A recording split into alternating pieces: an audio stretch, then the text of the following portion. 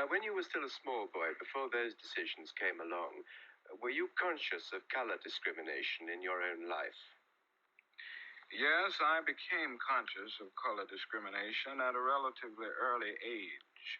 I think the first time was when I was about 6 years old.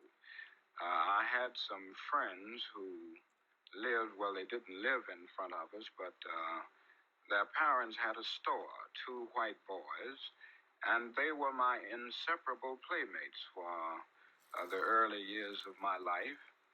And I remember when I was about 6, something started happening. When I went over to play with them, they always made excuses. They could not play. They were busy. And finally, I went to my mother with this problem, and she tried to explain to me in the best way she could explain to a child 6 years old. And this was really the first time that I became aware of the racial differences, or really the racial problem.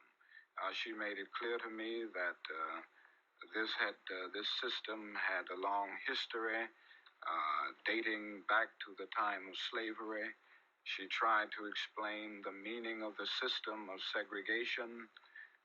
But the thing I would always remember is that in the midst of her explanation, she always said to me, you must never feel that you are less than anybody else.